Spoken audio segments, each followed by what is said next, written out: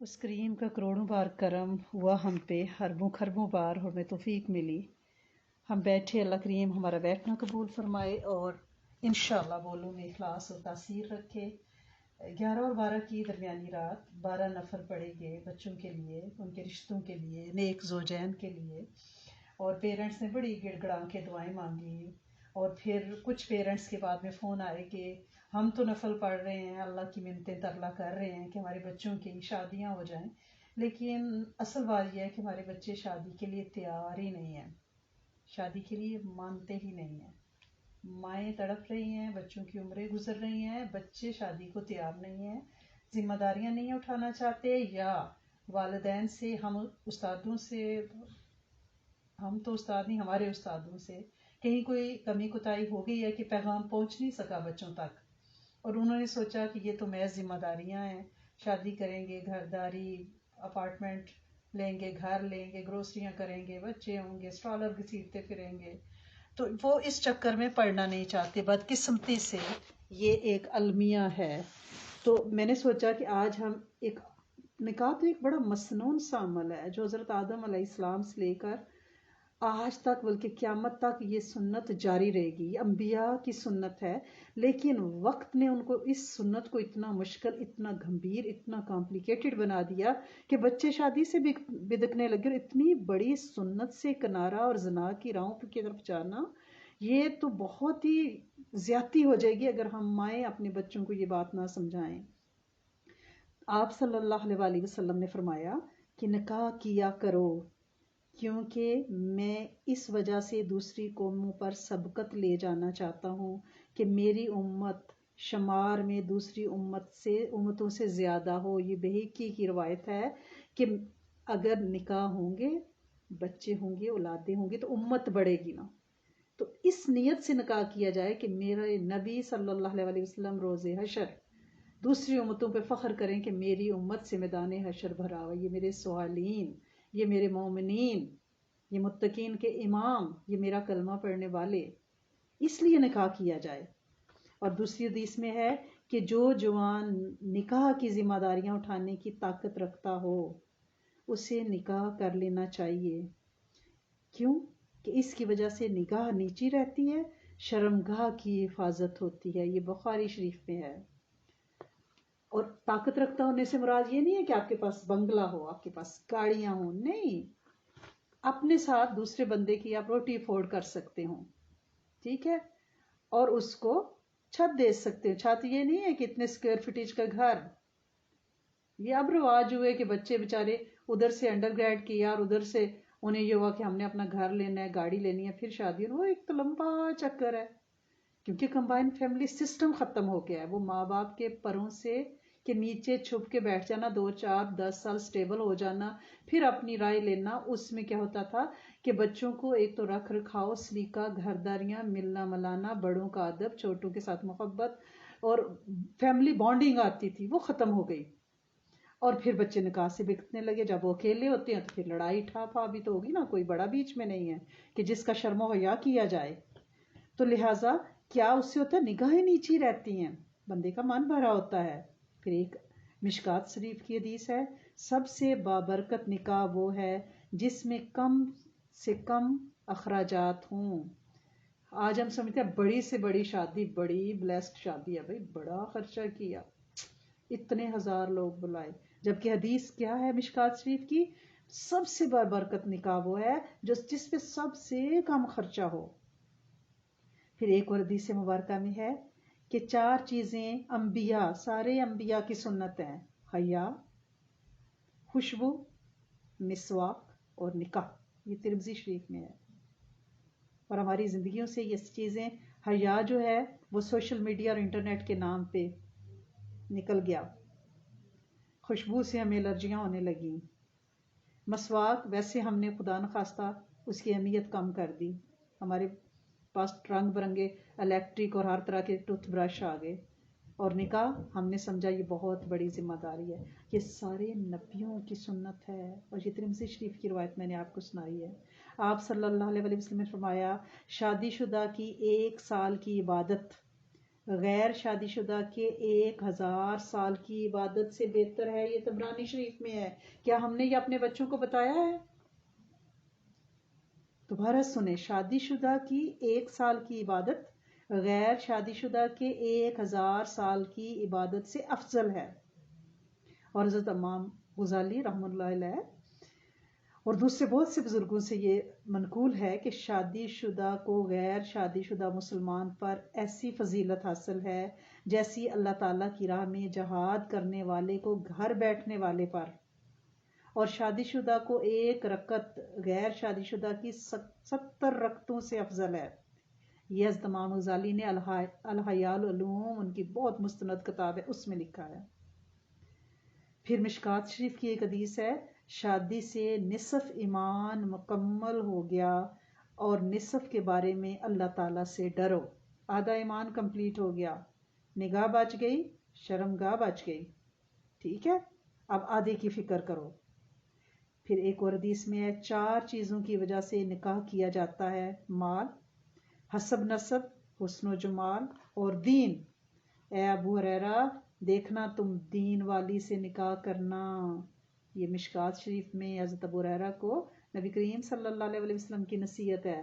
ہم نے کیا کیا؟ ہم نے مال دیکھا، حسن دیکھا، قد کاٹ دیکھا، نسب دیکھا، جبکہ ہمارے حبیب صلی اللہ علیہ وسلم کیا فرما رہے ہیں؟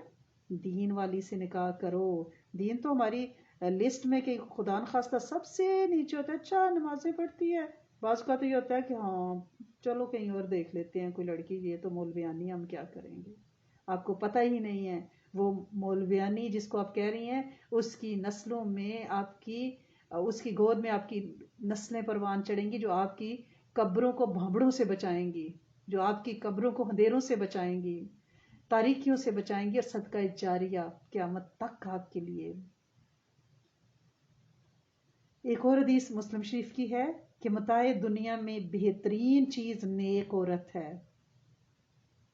ایک اور حدیث مبارکہ ہے 3 چیزوں میں جلدی کرنی چاہیے: فرض نماز، نماز جنازہ، اور عورت جب اس کا رشتہ مل جائے.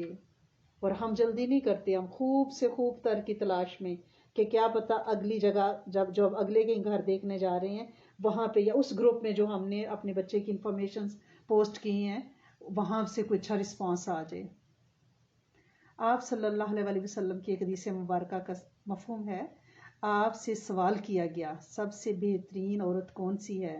فرمایا وہ جو اپنے شوہر کی نظر میں بھلی معلوم ہو، اس کے حکم کی تعمیل کرتی ہو، اور اپنے مال اور نفس کو اس کی مرضی کے خلاف کچھ بھی نہ کرتی ہو. اور آپ کا دستور تھا کہ آپ صلی اللہ علیہ وسلم اولاد پیدا کرنے والی عورتوں سے نکاح کی ترغیب دیتے تھے. آج کیا ہو گیا؟ کم بچے خوشحال گھرانا. وہ جو 1 بچہ ہم پیدا کرتے ہیں نا، یا 2، وہی 10 بچوں کے برابر ہمیں تنگ کر کے ستا کے رکھ دیتا ہے.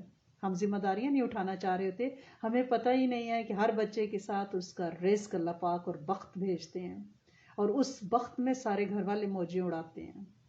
ہم نے سمجھا کم بچے ہمیں صحت مند رکھیں گے. ہماری مائیں ماشاء اللہ، نانیاں دادیاں 10 15 بچے، اور وہ اتنی صحت مند کہ آج بھی 80 سال کی عمر میں بھاگتی پھرتی ہیں ماشاء اللہ، بارک اللہ. اور ہم نئی نسل 1 2 بچہ ہاتھوں سے گئی، گھٹنوں سے گئی، جوڑوں سے گئے، ہائے ہائے ہاسپٹل، دوائیاں، گھر فارمیسی بنا ہوا ہے. وہ پھر حساب اس سے کہیں زیادہ، کیونکہ سنت سے منہ موڑا ہے نا. آپ نے فرمایا محبت کرنے والی، بچے پیدا کرنے والی عورت سے نکاح کرو. اور ایک حدیث میں ہے کنواری عورت کا نکاح بغیر اس کی اجازت کے نہ کیا جائے، اور اس کی اجازت خاموشی ہے. ضروری نہیں وہ کہ ہاں ہاں ٹھیک ہے، اگر وہ خاموش ہے تو خاموشی اقرار ہے. حضرت بی بی عائشہ صدیقہ فرماتی ہیں، سنن نسائی میں ہے کہ جو عورت اپنے ولی کی اجازت کے بغیر خود نکاح کر لے اس کا نکاح باطل ہے. یہ جو آج کل کورٹ میرج اور بچیاں آرام سے گھر سے چلی گئی، پتہ چلا پیرنٹس کاربو میں ہے تو بچی 2 مہینے سے غائب ہے، نیو یارک میں کسی لڑکے کے ساتھ رہ رہی ہے. یہ کون سا طریقہ ہے؟ حدیث دوبارہ سنیں، جو عورت اپنے ولی یعنی اپنے پیرنٹس کی اجازت کے بغیر خود نکاح کرے اس کا نکاح باطل ہے. نکاح ہے ہی نہیں تو وہ زنا ہے. ایک حدیث مبارکہ میں ہے ولی کے بغیر نکاح نہیں ہے. جس نکاح میں ولی نہیں ہوگا، یا اکثر بچے فون کر کے پوچھتے ہیں کہ ہم خود جا کے شادی کر لیں، یہ کورٹ میرج کی جو رسم چل نکلی ہے. پھر فرمایا عورت خود اپنا نکاح نہ کرے کیونکہ زانی عورتیں خود اپنا نکاح کرتی ہیں. یہ ہمیں نئی نسل کو یہ باتیں بتانی پڑیں گی، اور ہمیں نکاح بھی بتانے پڑیں گے، وہ واقعات بھی بتانے پڑیں گے کہ ہمارے بڑوں کے، ہمارے نبی کے گھر میں، صحابہ کے گھر میں نکاح کیسے ہوتے تھے. اور سب سے بڑا نکاح تو اس کائنات کے سب سے بڑے شاہی جوڑے حضرت بی بی فاطمہ تو زہرا رضی اللہ تعالیٰ عنہ اینڈ حضرت علی کرم اللہ وجہہ کا ہے. اور ان کا نکاح کیا تھا؟ سادہ نکاح تھا، سادہ نکاح. وہ کئی دفعہ ہم نے اس کا ذکر کیا ہے. اور جو کہا جاتا ہے کہ بیٹی کو گاڑی دیں، جہیز دیں، بنگلہ دیں، آپ بی بی فاطمہ تو زہرا کی مثال دیتے ہیں. دیکھیں تو صحیح نا، حضرت علی کرم اللہ وجہہ کے پاس اس وقت اپنا گھر نہیں تھا، وہ کرائے کا کمرہ ہدیتاً دیا گیا تھا.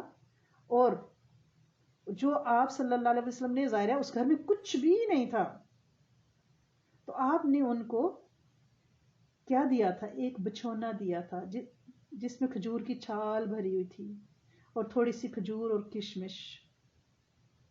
اور از بی بی فاطمہ تو زہرا کا بچھونے کے بارے میں ایک روایت یہ بھی ہے کہ وہ مینڈے کی کھال کا تھا. اور حضرت علی فرماتے ہیں کہ حضور کریم صلی اللہ علیہ وسلم نے بی بی فاطمہ تو زہرا کو جہیز میں کیا دیا تھا؟ ایک جھالر والی چادر، چمڑے کا تکیا جس میں کھجور کی چھال اور اخضر کی گھاس بھری ہوئی تھی، اور ایک مشکیزہ بھیجا. ایک چادر تھی جو آدھی نیچے بچھائی جاتی تھی اور آدھی اوپر اوڑی جاتی تھی، کیونکہ وہاں کچھ بھی تو نہیں تھا. آج بستے ہوئے گھروں میں بچیاں جاتی ہیں اور جہیز کے نام پہ لسٹیں بھیجی جاتی ہیں. جو ہی شادی کی بات طے ہوتی ہے لسٹوں کے سلسلے چل پڑتے ہیں. پھر وہ شادی نہیں ہے، وہ تجارت ہے. اور وہ جو جہیز دکھے دلوں کے ساتھ آتا ہے نا، کہ ماں باپ کا دل نہیں کر رہا خرچ کرنے کو، دینے کو، یا افورڈ نہیں کر پا رہے، اور وہ روئے ہوئے دل کے ساتھ دیتے ہیں، مجبور ہو کے دیتے ہیں، وہ پھر آگ لگا دیتا ہے آ کے. کیونکہ اس میں اس جہیز میں آہیں ہوتی ہیں، دکھ سسکیاں ہوتی ہیں. انہوں نے اپنی ضرورتیں پیٹ کاٹ کاٹ کے وہ پیسہ جوڑا ہوتا ہے، جب وہ آتا ہے تو وہ آگ لگاتا ہے. تو لہٰذا اس وجہ سے اب نکاح مشکل ہوتے جا رہے ہیں. ان چیزوں کو ہمیں دیکھنا ہوگا. ایک اور حضرت ربیعہ اسلمی کے نکاح کا بڑا خوبصورت واقعہ ہے. وہ فرماتے ہیں کہ میں نبی کریم صلی اللہ علیہ وسلم کی خدمت کیا کرتا تھا. ایک دفعہ نبی کریم صلی اللہ علیہ وسلم نے مجھ سے فرمایا کیا تم شادی نہیں کرتے؟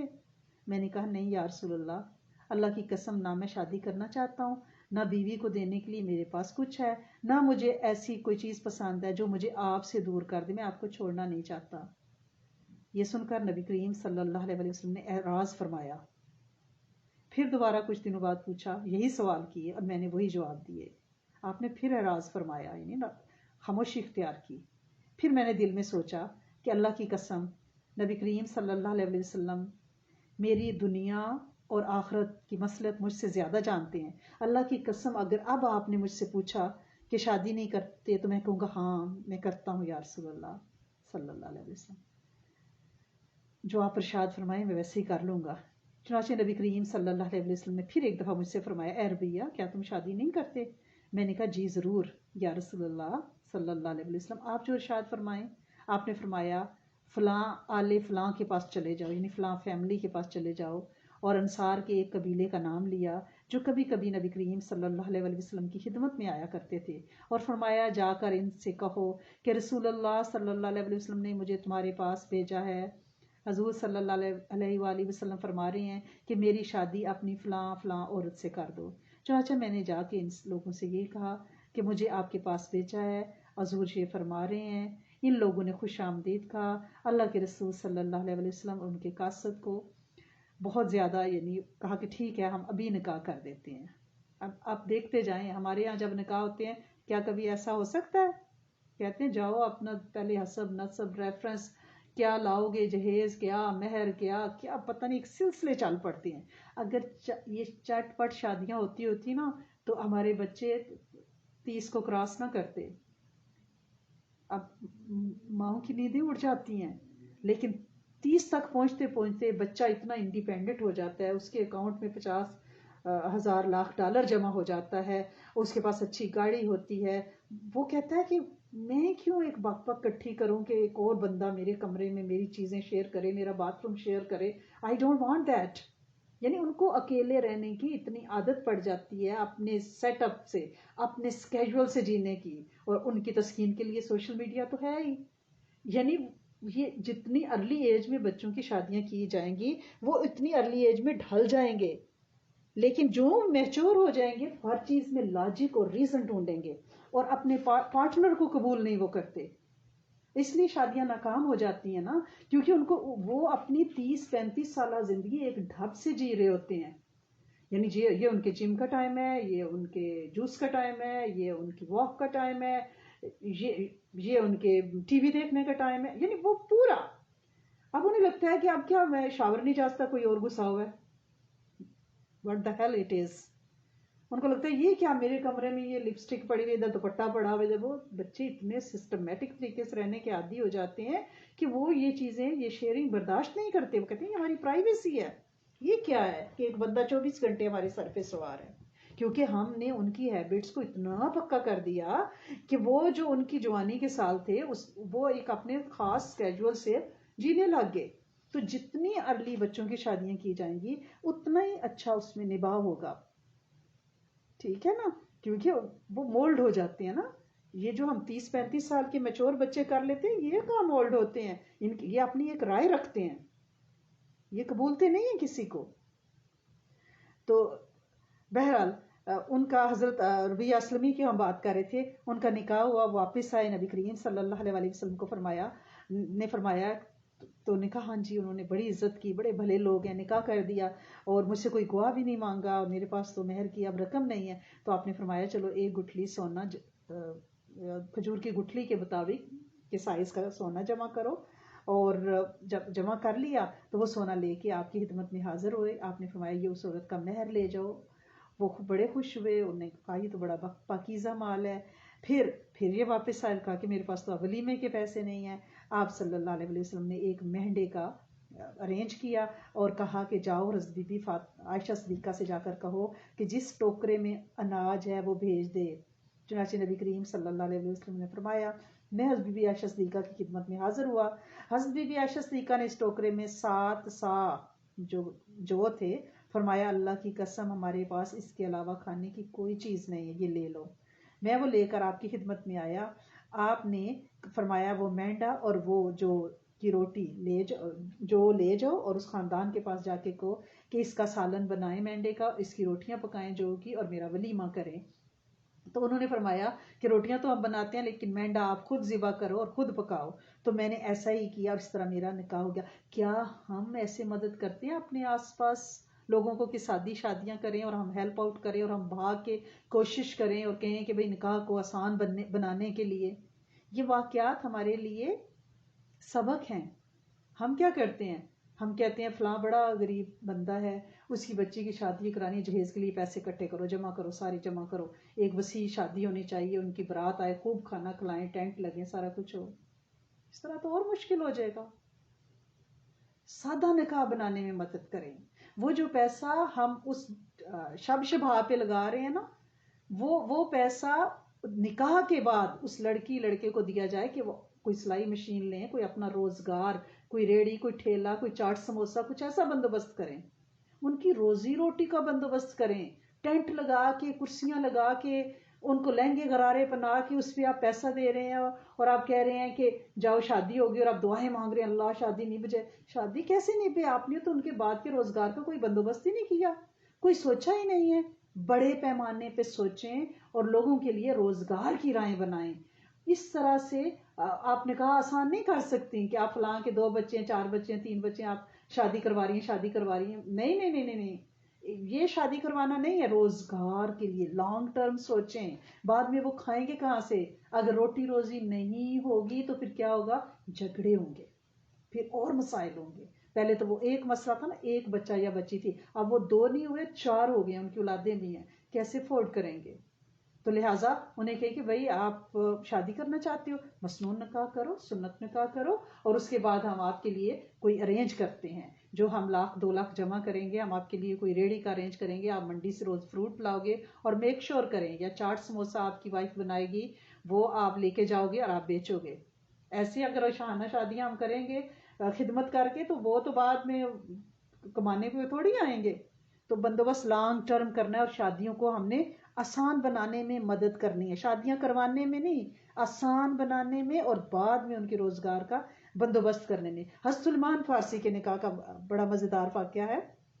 قبیلہ کندہ کی ایک عورت سے ان کی شادی ہوئی، اور انہی کے گھر میں ان کی رخصتی ہوئی۔ جب رخصتی والی رات ان کے ساتھی بھی ان کے ساتھ چلے، بیوی کے گھر تک آئے، حضرت سلیمان فارسی نے فرمایا اب تم واپس چلے جاؤ، اللہ پاک آپ لوگوں کو اجر فرمائے۔ سادہ سا نکاح ہوا تھا، اور واپس آگے دروازے سے، اندر نہیں گئے۔ تو انہوں نے کہا کہ بھئی کیا ہو گیا آپ کو، کیوں واپس چلے گئے؟ تو سلیمان فارسی نے فرمایا کہ تمہارے گھر کو بخار چڑھا ہوا ہے، جو اتنے پردے تم نے دیواروں پہ لٹکائے ہوئے ہیں، اس کو رضائیاں دی ہوئی ہیں، کیا کعبہ جو ہے قبیلہ کندہ میں آ گیا، تمہارے قبیلے میں کعبہ چل کے آ گیا ہے؟ کیونکہ کعبہ کوئی چادریں پہنائی جاتی ہیں، تم نے کرٹن لگائے ہوئے ہیں، یا تو تمہاری دیواروں کو بخار ہوا ہے، یا پھر کعبہ تمہارے گھر چل کے آ گیا ہے جو تم نے اتنا گھر کو سجایا ہوا ہے۔ انہوں نے کہا ایسا نہیں ہوا، انہوں نے فوری طور پہ پردے اتارے، اور انہوں نے کہا کہ اب آپ آ جائیے اندر، صرف دروازے کا پردہ رہنے دیا۔ پھر دیکھا اتنا سامان ہے اندر، انہوں نے فرمایا یہ میرے آقا نے تو مجھے اس کی یہ وصیت نہیں کی تھی، یہ تم لوگوں نے اپنے گھر کو کیا بنایا، اتنی باندیاں لونڈیاں لائن بنائی ہوئی ہیں، ایسا تو نہیں تھا۔ پھر انہوں نے کہا کہ کوئی بات نہیں، اگر آپ ان چیزوں کو خیرات کرنا چاہتے ہیں تو ضرور خیرات کر دیں، یہ تقویٰ ہمیں چاہیے۔ پھر آپ نے اپنی بیوی کی پیشانی پہ ہاتھ رکھا اور مسنون دعا پڑھی، یہ برکت کی دعا ہے، ہمیں اپنے بچوں کو سکھانی ہوگی، اور اسے کہا کہ جس کام کا تمہیں حکم دوں تم میری اطاعت کرو گی۔ اس نے کہا میں آپ کی ہر بات مانوں گی۔ آج ہمارے بچے اگر اپنی بیویوں سے کہیں نا تو وہ کہ اچھا it's not working out, I am leaving right now, my car is in the parking lot, I am leaving. اس نے کہا کہ میں اطاعت کروں گی۔ یہ مائیں اپنی بیٹیوں کو یہ چیز سکھائیں، سرنڈر کرنا، طلاقیں ختم ہو جائیں گی انشاءاللہ، شادیاں نبھ جائیں گی۔ صرف بچیاں بڑی نہیں کرنی ہوتی بچے، اور ان کو ڈگریاں نہیں دلانی ہوتی ہیں، ان کو اس لیے تو کہتی ہے قرآن اور حدیث گھر میں دہرایا کریں، بچوں کو پتہ چلے۔ تو آپ نے فرمایا، حضرت سلمان فارسی نے فرمایا کہ اٹھو، پھر کچھ دیر نماز پڑھتے ہیں، اپنے رب کا شکر ادا کرتے ہیں کہ اپنی نئی زندگی شروع کرنے لگے ہیں۔ پھر دونوں اٹھے اور دونوں نے اپنی نماز پڑھی۔ اس کے بعد یعنی یہ عمل ہے شادی کا کہ نفل پڑھے گے۔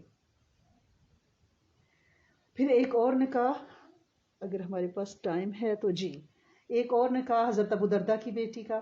یزید بن معاویہ، حضرت معاویہ کے بیٹے نے حضرت ابو دردہ کی بیٹی کے لیے پیغام بھیجا، انہوں نے انکار کر دیا، اور ایک غریب شخص کو، غریب صحابی تھے، ان سے اپنی بیٹی کا نکاح کر دیا۔ تو لوگوں نے بڑے تانے دیے، انہوں نے کہا کہ بھائی یزید کو تو رشتہ نہیں وہاں سے ملا، اور حضرت ابو دردہ نے فرمایا میں نے ایسا اپنی بیٹی کے فائدے کے لیے کیا ہے۔ کیا تمہارا کیا خیال ہے کہ اگر میں وردہ کی شادی یزید سے کر دیتا تو ہر وقت خواجہ سرا لونڈیاں اس کے سر پہ کھڑی رہتی، جب وہ گھر کو دیکھتی سونے چاندی کی کثرت کی وجہ سے اس کی آنکھیں چکا چوند ہو جاتی، اور پھر اس کا دین کیسے باقی رہتا۔ ہم اپنے بیٹیوں کے لیے امیر گھر ڈھونڈتے ہیں۔ صحابہ کا طرز عمل دیکھیں، وہ کہتے ہیں دین کہاں رہے گا اگر وہ مال و دولت میں چلی جائے گی۔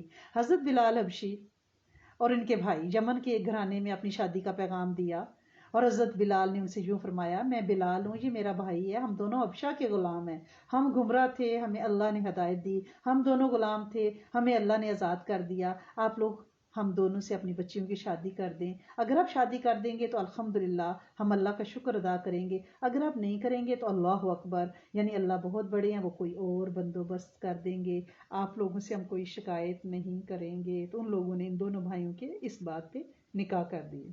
آج ایسا ہے کوئی اپنی اصلی ذات پات بتا دے تو کوئی شادی کرے گا؟ انہوں نے آغاز کہاں سے کیا؟ میں حبشہ کا غلام ہوں۔ پھر نکاح میں کافروں کی مشابہت اختیار کرنا، یہ ہمارے ویڈنگ شاورز اور یہ ان سے بھی نوستیں اور بدبرکتیاں اور بدبختیاں ہمارے نکاحوں میں آئی ہیں. حضرت عبداللہ بن کرت سمالی نبی کریم صلی اللہ علیہ وسلم کے صحابہ میں سے تھے. حضرت عمر کے دور حکومت میں یہ حمص کے گورنر تھے. ایک رات وہ حمص میں پہرا دے رہے تھے، گشت کر رہے تھے، تو ان کے پاس ایک بارات گزری. ان لوگوں نے دلہن کے سامنے آگ کے بڑے بڑے الاؤ جلائے. انہوں نے دیکھا کہ یہ کیا ایرانیوں کا ایسا طریقہ ہے نا آتش پرستوں کا. تو انہوں نے کیا کیا، کوڑوں سے براتیوں کی خوب پٹائی کی، وہ سب دلہن چھوڑ کے بھاگ گئے. صبح کو حضرت عبداللہ بن کرت جو ہے وہ ممبر پہ آئے اور اللہ کی حمد و ثنا کے بعد فرمایا، مثال دی کہ حضرت ابو جندلہ نے حضرت امیمہ سے شادی کی تو ولیمہ میں حضرت امامہ کے لیے چند مٹھی کھانا تیار کیا. اللہ تعالیٰ حضرت ابو جندلہ پر رحم فرمائے اور امیمہ پر رحمت نازل فرمائے. اللہ تمہاری رات والی دلہن اور براتیوں پر لعنت کرے کہ ان لوگوں نے آگ کے الاؤ جلا رکھے تھے اور کافروں کی مشابہت اختیار کی تھی. اللہ کافروں کو یہ نور کو بجانے والا ہے. اب آپ اپنی شادیوں میں وہ کیک کاٹنا، وہ کیا کچھ شامل کیا ہوا ہے، وہ عیسائیت، مہندیاں، مائیوں، ہندوازم، سکھزم، کیا کچھ لڈیاں، کیا کچھ آپ نے ڈالا ہوا ہے. تو پھر آپ برکت ڈھونڈتے ہیں اپنے نکاح میں. پلیز اپنے بچوں کو مسنون شادیوں اور نکاح کی اہمیت اور فضیلت بتائیں. یہاں کے بچے بہت معصوم، بہت پاکیزہ ہیں. وہ جو بات انہیں دین کی سکھائی جاتی ہے وہ اسے دل و جان سے لیتے ہیں. ہم ماؤں سے غلطیاں ہوئی ہیں، ہم نے انہیں بتایا ہی نہیں. اللہ کریم ہمیں معاف فرمائے اور ہمارے گناہوں کی سزا ہمارے بچوں کو کہیں نہ دے. ان کے ایمان، ان کے شرم بھرم، ان کی عزت و آبرو کی حفاظت فرمائے اور نیک راہوں سے ان کی کفایت کرے انشاءاللہ. اپنے بچوں کے لیے اللہم اکفنی بحلالی کا ان حرامی کا پڑھا کریں کہ اللہ، یہ صرف اس میں رزق نہیں ہے، اس میں حلال کی رائے بھی ہیں. اللہ کریم ہمارے بچوں کو حلال کی رائیں عطا فرمانا، حرام سے بچانا، یعنی حقوق زوجین میں بھی حرام کی راہوں سے بچانا. تو یہ علامہ اکفنی اس نیت سے بھی پڑھا کریں انشاءاللہ. اللہ کریم حلال راہیں عطا فرمائیں گے. مختصر دعا کر لیتے ہیں. اللہم صلی علی سیدنا محمد وعلی آل سیدنا محمد. استغفر اللہ العظیم. ربنا آتنا فی الدنیا حسنۃ وفی الآخرۃ حسنۃ وقنا عذاب النار. ربنا هب لنا من ازواجنا وذریاتنا قرۃ اعین واجعلنا للمتقین اماما. رب ارحمہما کما ربیانی صغیرا. اللہ کریم ہم سارے مسکین، غریب، دنیا کے تھکے ہوئے، دھتکارے ہوئے اللہ کریم تیرے در پہ بیٹھے ہیں. اس مہینے کی برکتوں سے ہماری دعا قبول فرما لیں. اللہ کریم ہمیں اس دنیا کی بھی خیریں اور اس دیس کی بھی خیریں عطا فرمائیں. یہاں بھی کشادہ وسطوں والی زندگی اور زمین کے نیچے بھی وسطوں والی زندگی اور پل صراط بھی وسطوں والا عطا فرمائیے گا. اور جنت میں بھی وسطوں والے گھر اور بسیرے عطا فرمائیے گا.